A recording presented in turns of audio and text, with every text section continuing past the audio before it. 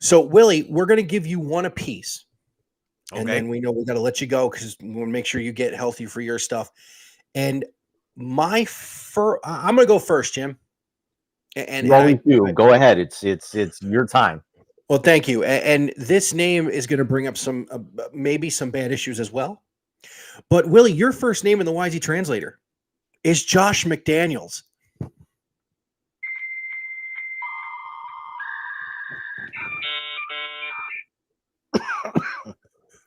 The Hamburglar. Hey, the McRib's coming back. Yeah, but McDaniels better not. Yeah, the Hamburglar. It's just for me, for like the last game against I want to say it was against the Lions, or it may have been the game before that against I can't remember who it was, maybe the Patriots, when he was standing on the sideline all by himself, no players, no other coaches near him. And then when he's in the press conference, the post-game press conference, or even being interviewed at halftime, he always has this dumbass look on his face. And it reminds me of the Hamburglar for some reason. Maybe because I've called him McDummy, McFraud. He got the McAxe. So he's McFired. Maybe all of those things come into play. So that's what it is. Now I have a picture of him in my head with that little costume on that you used to see from McDonald's. Yeah, and not only that, I mean, he's going to steal about $40 million because that's how much Mark Davis still owes him. Does that make Willie, your name from me tonight for the Wisey Translator, kind of in your backyard, quote unquote, Jimbo Fisher.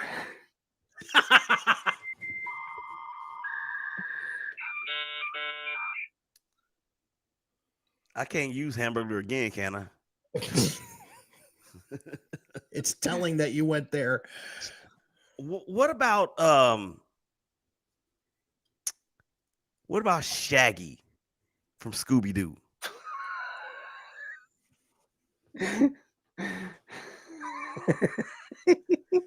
If y'all know anything about Scooby-Doo out there that's watching and listening, first of all, Google it. You might be too young to know what I'm talking about. Secondly, that was also Casey Kasem.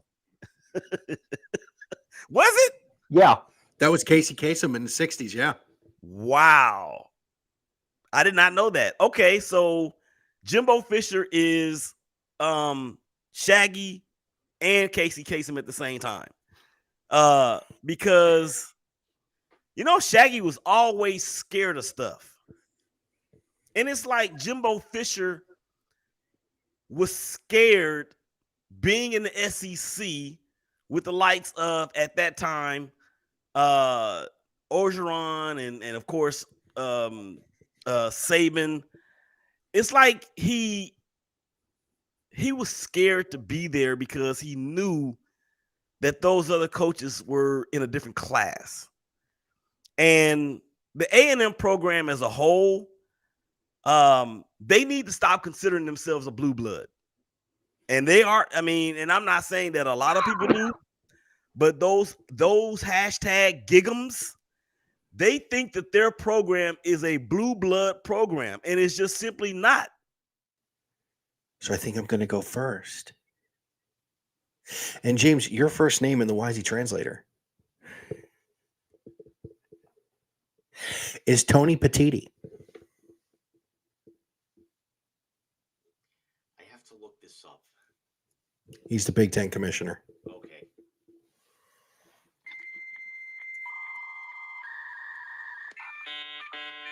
And a bang-up job you've been doing this year.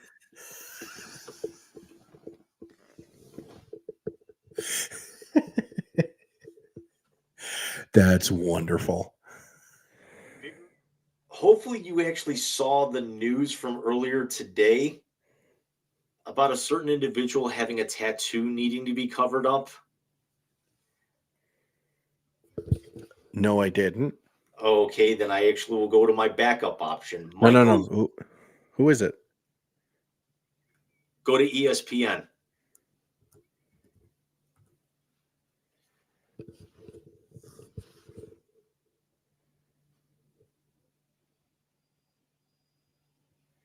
And there should be something that says Invisible Ink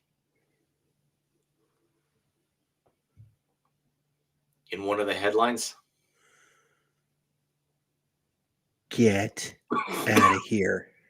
So in that regard, Michael, your first name on the second edition of the Wisey Translator tonight, LaMelo Ball.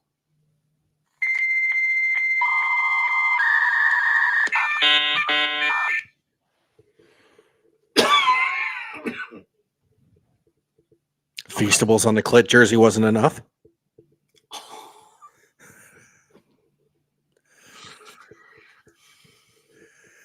His middle name is really LaFrance. What the fuck was his father on? LaMelo LaFrance. LaMelo the France Ball. Boy, am I glad you didn't give me this one. Why?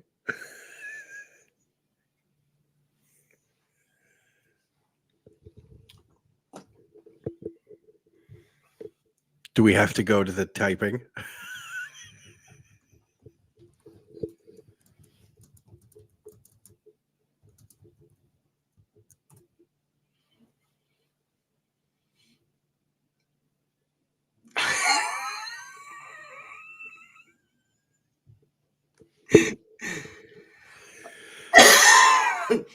That's what she said. Shut up. That's what she said. All right, James, your second and final name in the Wisey Translator. And I'm going to lob one over to plate for you.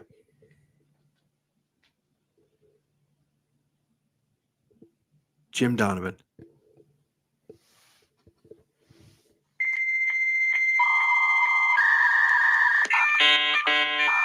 The voice of my childhood, pure and simple, the GOAT.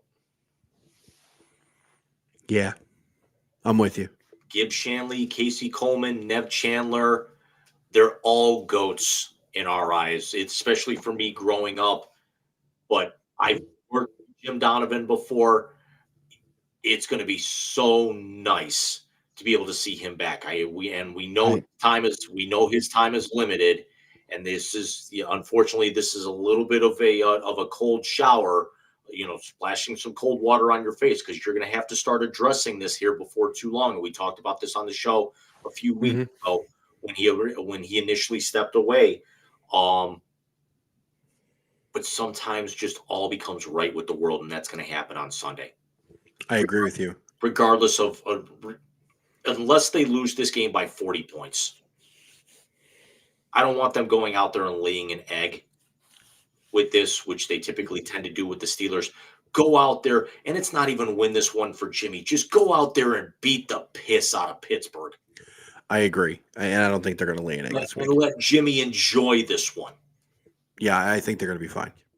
Michael, along the same lines that we talked about earlier this week, you and I privately, your second name in the Wisey Translator for tonight, he's been rumored to be on the move, but there's also a secondary story that came out about him as well. Ryan Tannehill.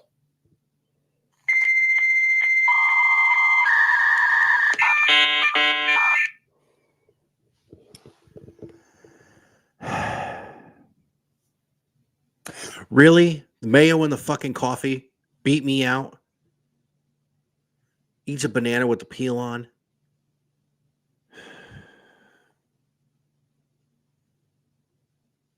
Can't even do it.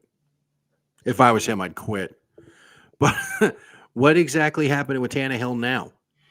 Well, there's a very strong rumor that he's asking for his release because he doesn't want to back up Will Levis. But there's also a secondary part to that story that there were reports that came out that the only reason he's backing Will Levis instead of Malik Willis is because of Will Levis being white. That's bullshit. That's clickbait, stupid journalism. And take a wild guess where I read it. Deadspin.